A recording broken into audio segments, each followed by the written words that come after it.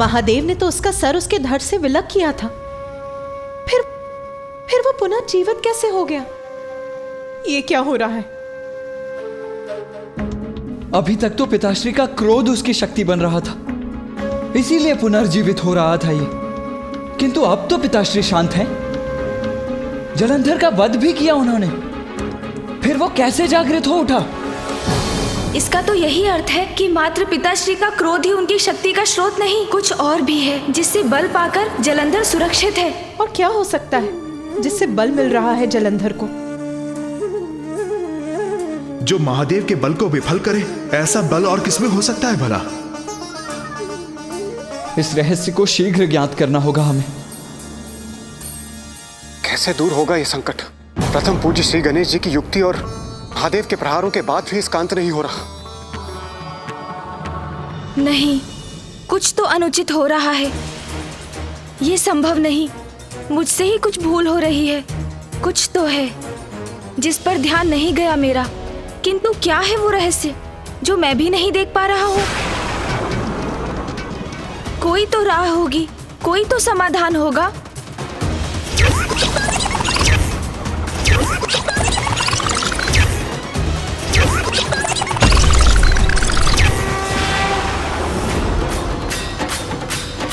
कुछ तो सुना था मैंने जब हम कैलाश लौटे थे और पिताश्री ने जलंधर को चुनौती दी थी। हाँ, अवश्य कुछ सुना था उस समय। क्या क्या सुना था गणेश तुमने?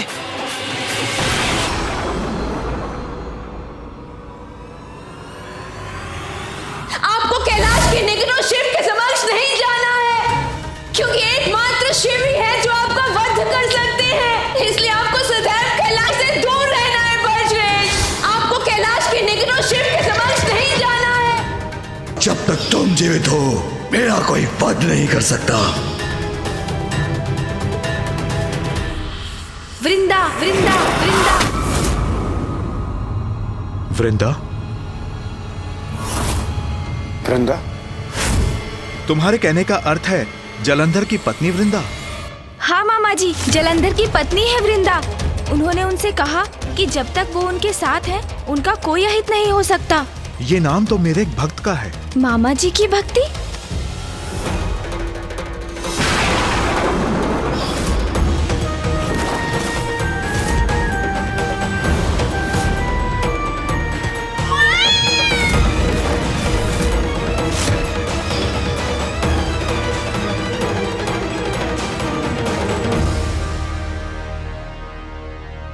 गणेश, जब तक वृंदा जीवित है, जलंधर का अंत असंभव है। जलंधर का अंत असंभव है। जलंधर का अंत असंभव है। ये तो विचित्र दुविधा उत्पन्न हो गई। वृंदा जी ही जलंधर जी के जीवन का आधार है, किंतु क्यों? ये आपने क्या कहा भ्राता नारायण? जब तक वृंदा जीवित है, जलंधर का अंत नहीं हो सकता। वृंदा के नाम से मुझे उस वरदान का स्मरण हो आया है जो मैंने उसे दिया था। एक समय था जब वृंदा मेरी बहुत बड़ी भक्त थी। शांताकारं भुजगशयनं पद्मनाभं सुरेशं विश्वाधारं गगनसदृशं मेघवर्णशुभांगं लक्ष्मीकान्तं कमलनयनं योगिभिर्धान्यगम्यं वन्दे विष्णु भवभयहरं सर्वलोकैकनाथम्।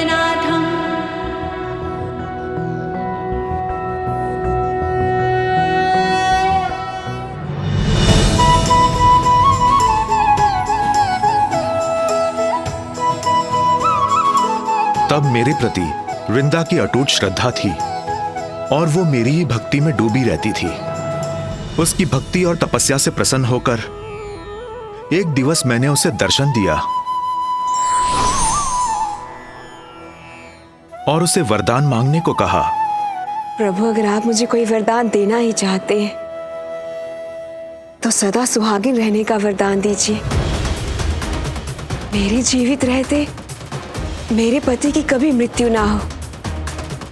संसार का कोई मनुष्य, कोई देवता यहाँ तक कि त्रिदेव भी मेरे पति को मारने में सक्षम ना हो पाए। किंतु पुत्री, तुमने अभी तक तो अपने पति का चुनाव तो किया ही नहीं। मुझे विश्वास है प्रभु कि समय आने पर मेरे स्वामी का चुनाव भी हो ही जाएगा। जब भी वो मेरे समक्ष आएंगे और मुझे भा जाएंगे तो मैं भी उनका चुनाव कर लूंगी, और फिर आपके वरदान से वो सदा मेरे साथ रहेंगे। मेरे जीवित रहते उनकी कभी मृत्यु नहीं होगी। तथास्तु, तथास्तु, तथास्तु। मैं आपसे ये वरदान पाकर धन्य हो गई प्रभु। कल्याण हो पुत्री।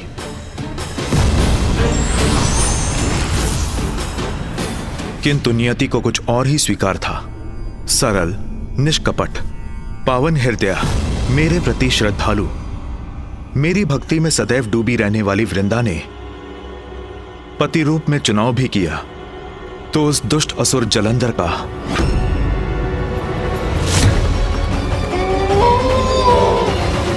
विश्वास ही नहीं होता।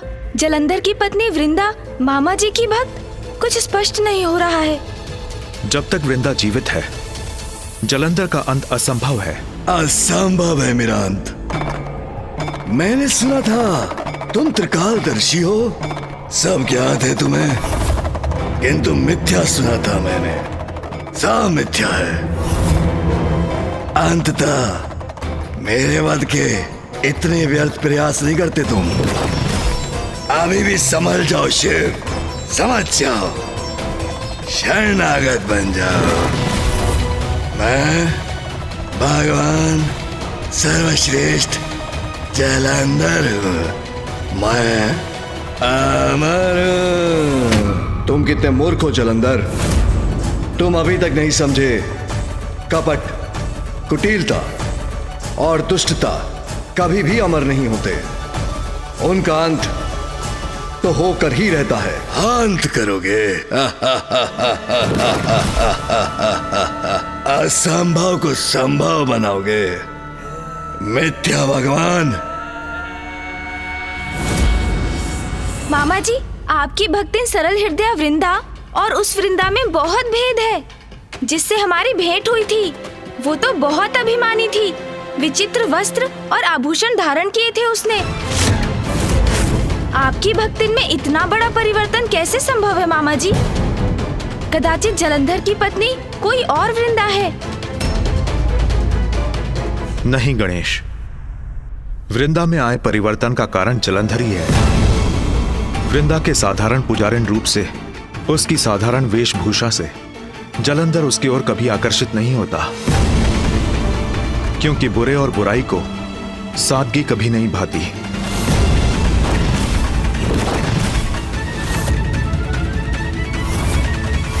वृंदा मेरी भक्त होकर भी अच्छाई और बुराई में भेद न कर सकी, और उसके हृदय में जलंधर को पाने की कामना बढ़ने लगी। हमारी अनुचित कामनाएं हमें पाप की ओर ले जाती हैं। वही वृंदा के साथ भी हुआ। वो मेरी भक्ति त्याग कर जलंधर की कामना करने लगी।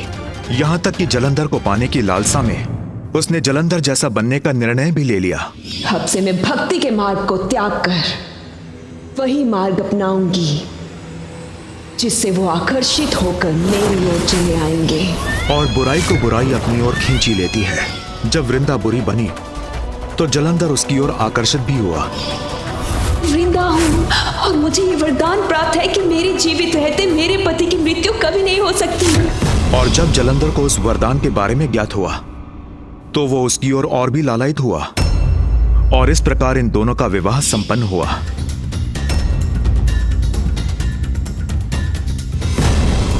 गणेश, जब तक वृंदा जीवित है वो सदा सुहागन रहेगी। अर्थात वृंदा के जीवित रहते जलंधर का अंत असंभव है। जलंधर का अंत असंभव है। जलंधर का अंत असंभव है।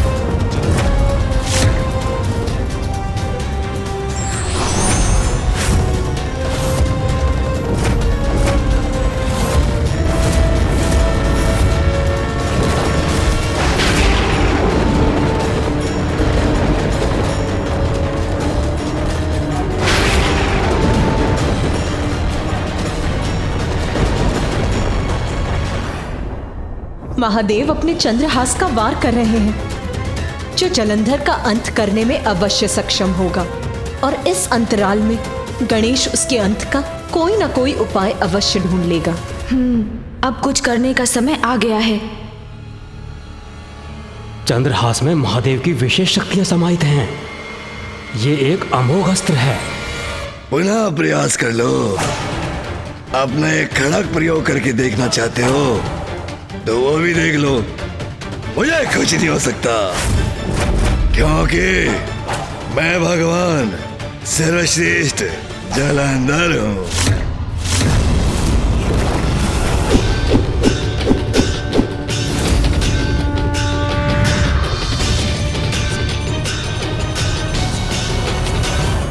ये खड़क तो दिव्य प्रतीत होता है। कहीं उस वृद्ध असुर गुरु का कथन सत्य तो ना हो जाए।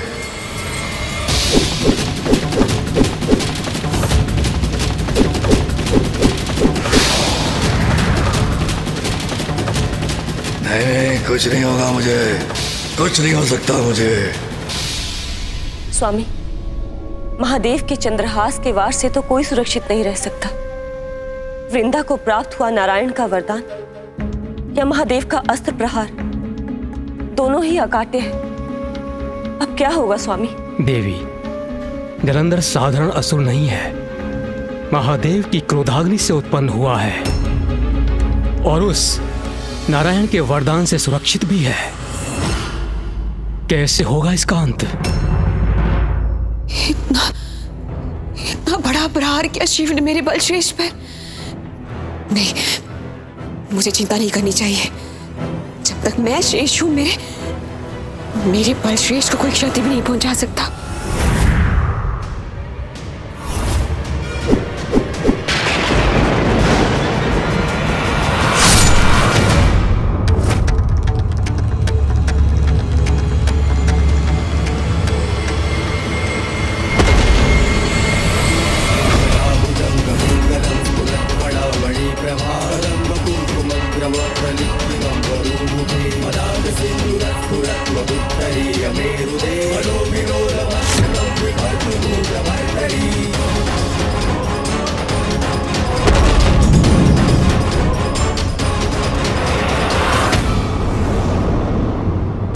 महादेव का चंद्रहास प्रहार कभी व्यर्थ नहीं हो सकता। महादेव का प्रहार जलंधर को आघात देगा, किंतु मेरे वरदान की अवमानना नहीं करेंगे महादेव। जलंधर को आहत होने से तो कोई नहीं रोक सकता, किंतु बिना वृंदा का अंत हुए उसका अंत भी कहाँ संभव है। ये तो विकट स्थिति उत्पन्न हो गई।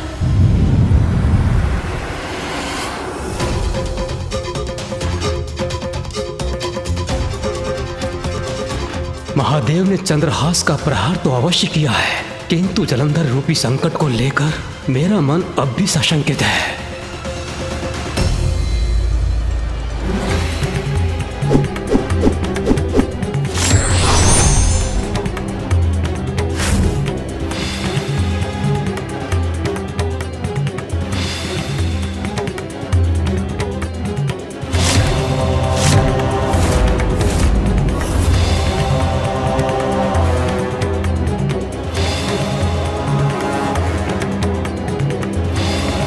आपने उचित ही किया नाथ,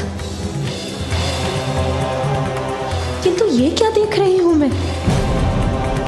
उमा अचंभित और चिंतित क्यों हो उठी?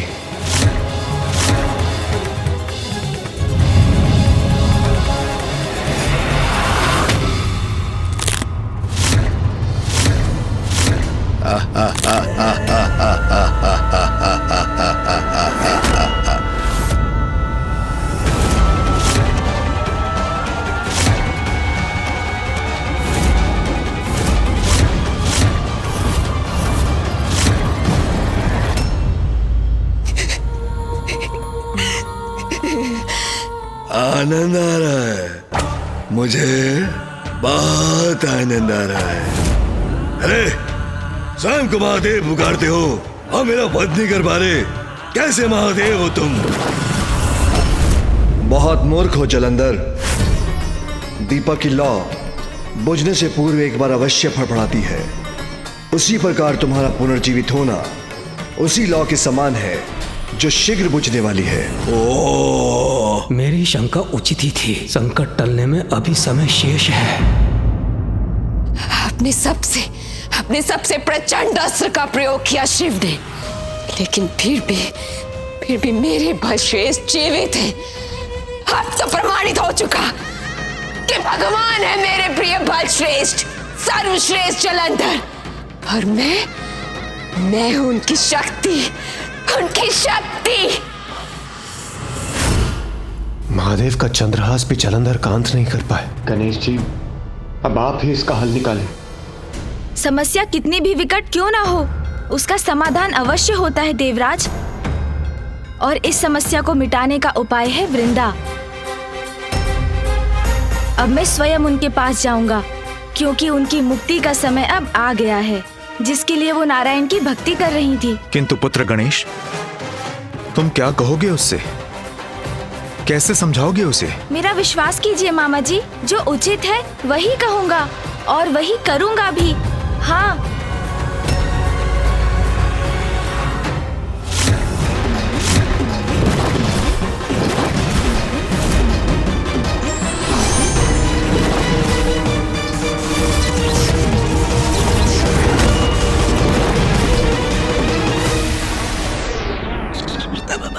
प्रभु, यदि आप वृंदा जी के साथ युद्ध करने जा रहे हैं तो कदाचित मुझे अपना कवच धारण कर लेना चाहिए था। कभी कभी जो कार्य शक्ति नहीं कर सकती, वो कार्य युक्ति से हो जाता है मूषक जी। और जहाँ अस्त्र निरर्थक हो जाते हैं, वहाँ शब्दों को अस्त्र बनाना पड़ता है। हाँ, इसलिए जो कार्य शांति पूर्वक हो सकता है, उसमें युद्ध कदाचित उचित नहीं। प्रभु, अभी तो हम ऋषि अगस्त्य के क्रोध से रक्षित हुए हैं, और अब आप मुझे शंका हो रही है। ये कैसे संकट में प्रवेश करवा रहे हैं मुझे? मूषक जी, संकट के भीतर नहीं, उसे दूर करने के लिए जा रहे हैं हम, जो हमारा कर्तव्य भी है। शंका दूर कीजिए और अपनी गति बढ़ाइए आप। जी प्रभु। कार्य जितना शीघ्र संपन्न हो, उतना ही उत्तम होता है मूषक जी। चलिए। जो आज्ञा प्रभु।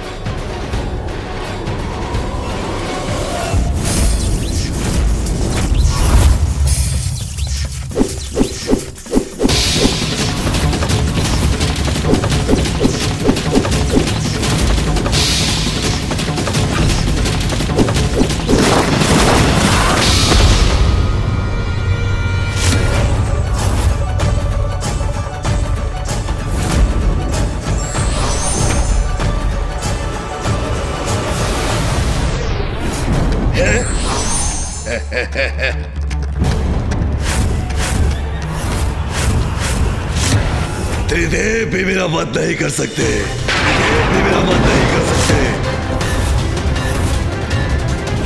अमर हूं मैं, भगवान हूं मैं, अमर हूं मैं, भगवान हूं मैं, अमर हूं मैं, भगवान हूं मैं। बस, अब चिंता की कोई बात नहीं है। अब ये शिव चाहे कितनी भी बार मेरे बलश्रेष्ठ का वध क्यों ना कर ले, मेरे बलश्रेष्ठ पुनर्जीवित हो उठेंगे। फिर एक समय आएगा जब ये शिव अपनी पराजय स्वीकार करने के लिए विवश हो जाएगा। मुझे मेरे प्रिय बलश्रेष्ठ के लिए उनका प्रिय और स्वादिष्ट भोजन तैयार करना चाहिए। ये कभी भी विजयी होकर लौट सकते हैं।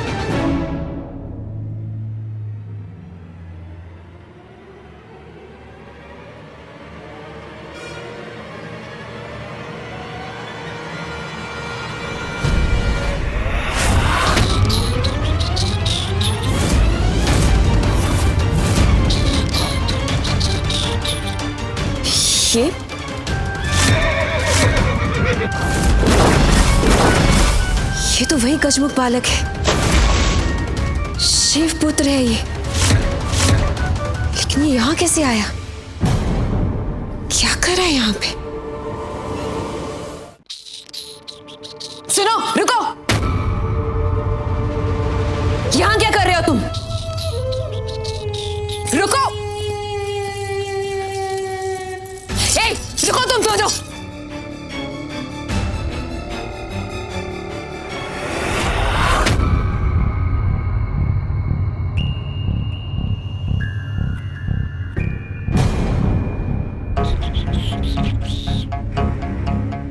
यहाँ से ये कैसी ध्वनि आ रही है? चौरे कर्म करने वाला छिपने का कितना भी प्रयास कर ले, अपने चिन्ह छोड़ता ही है।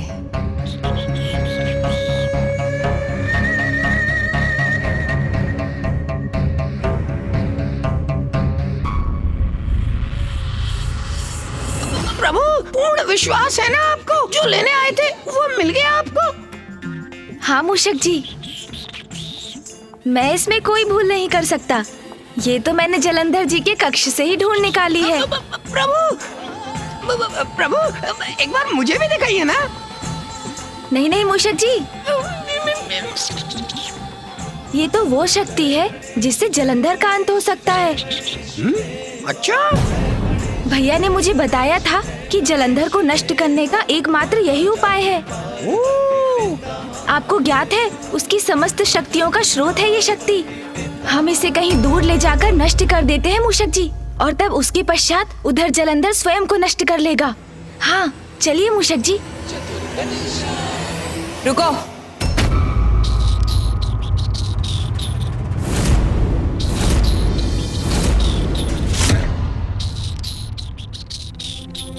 कौन सी शक्ति के बारे में बात कर रहे थे तुम दोनों? क्या लेके जा रहे हो यहाँ से? प्रभु, ये तो उचित नहीं हुआ। इन्होंने तो सब कुछ सुन लिया। अब क्या होगा? शक्ति? कैसी शक्ति? ये आप क्या कह रही हैं? मुझे तो कुछ भी ज्ञात नहीं। मुझे छलने का प्रयास मत करो, मैं सब सुन चुकी हूँ। दिखाओ मुझे वो शक्ति।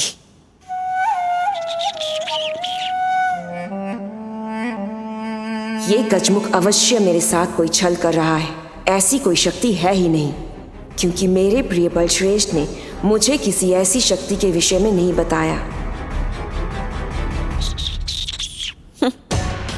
क्या दिखाओगे तुम? ऐसी कोई शक्ति है ही नहीं। इससे पूर्व में भी जब तुम आए थे तो बहुत उपद्रव किया था तुमने, और अब जब तुम्हारे पिता मेरे प्रिय बलश्रेष्ठ से पराजित होने वाले हैं, तो तुम कोई बड़ी समस्या खड़ी करने आए हो यहाँ। उचित है वृंदा जी, यदि आपका यही विश्वास है तो यही सत्य होगा। इसलिए जब मैं आपके और जलंधर जी के लिए कोई संकट नहीं, मेरे हाथों में कोई भी अद्भुत शक्ति नहीं, तब तो आपको मुझे निसंकोच लौटने देने में कोई आपत्ति नहीं होगी। चलिए मूषक जी। अरे ये तो जा रहा है यहाँ से। कदाचित मुझे देख लेना चाहिए कि इसकी मुट्ठी में है क्या।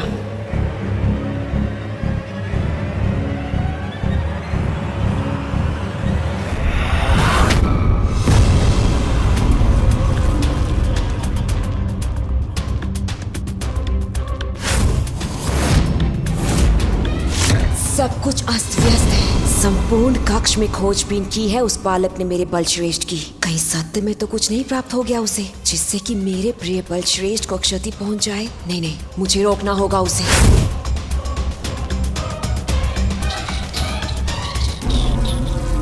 रुको, वो शक्ति मुझे दो। चलिए चलिए मूषक जी, शीघ्रता कीजिए।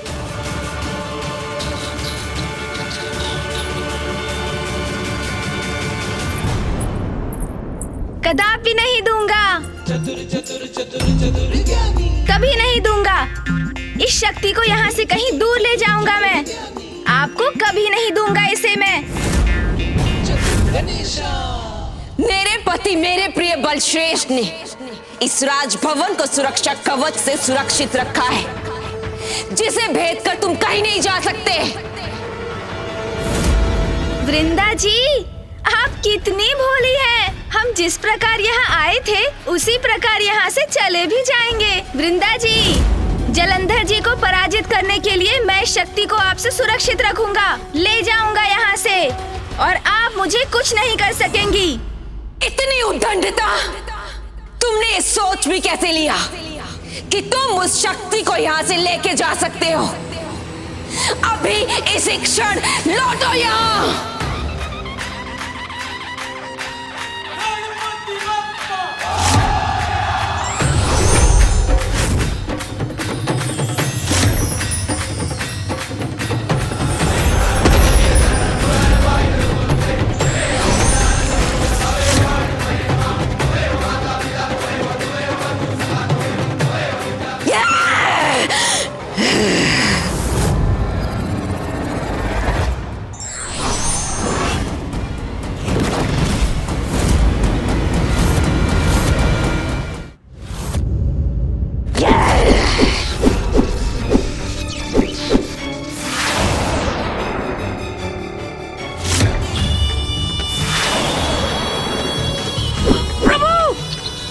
मूषक जी संभालिए।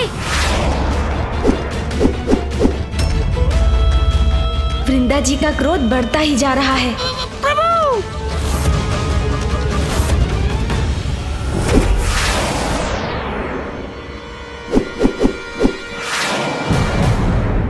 इस बार मैं तुम्हें यहाँ से जाने नहीं दूंगी।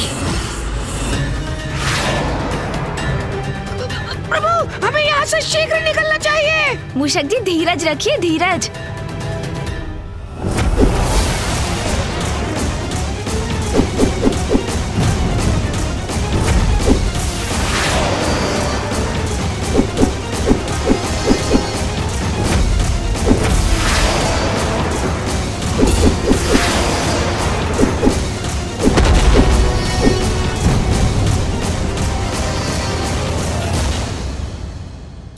पुत्र गणेश, वो सुरक्षित तो है? मैं इस प्रकार निष्क्रिय नहीं रह सकता। कदाचित गणेश को मेरी आवश्यकता है। मुझे उसके पास जाना ही होगा। रुको कार्तिकेय, गणेश बुद्धि से श्रेष्ठ है। मुझे विश्वास है वो वहां सुरक्षित होगा। गणेश भली भांति जानता है कि वो क्या कर रहा है।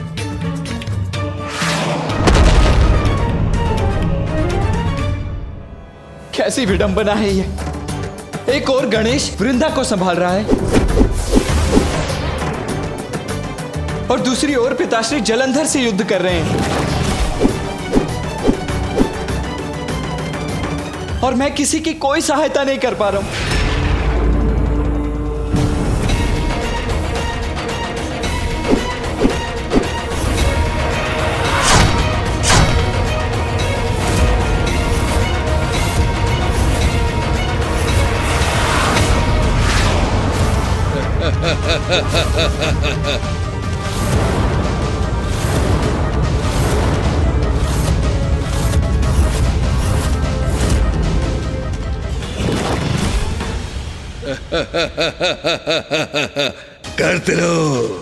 करते रहो मुझ पे वार।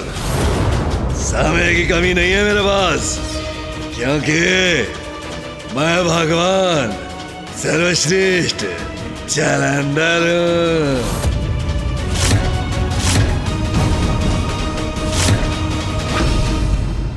रुको बालक, तुम्हारा अंत करूंगी मैं। प्रभु बचिए।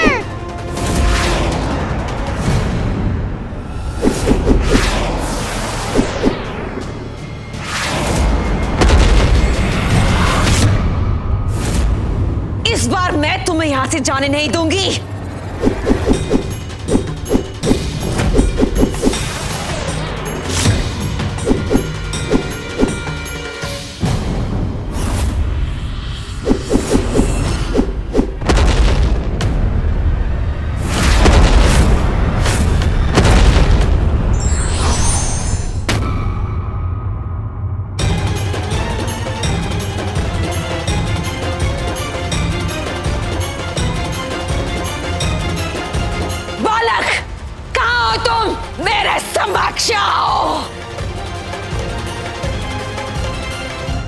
इधर देखिए वृंदा जी, मैं तो यहाँ हूँ।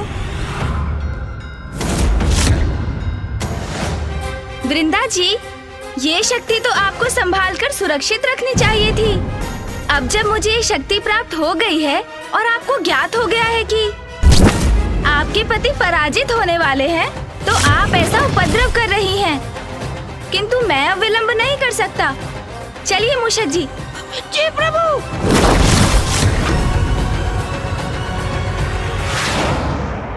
तुम कहीं भी चले जाओ गजमुख, किंतु मैं तुमसे वो शक्ति छीन कर ही रहूंगी और फिर तुमको नष्ट कर दूंगी मैं।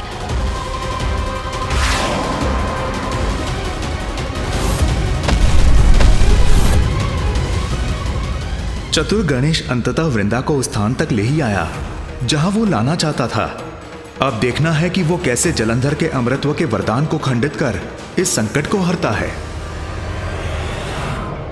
मूषक जी, शीघ्रता कीजिए। जी प्रभु।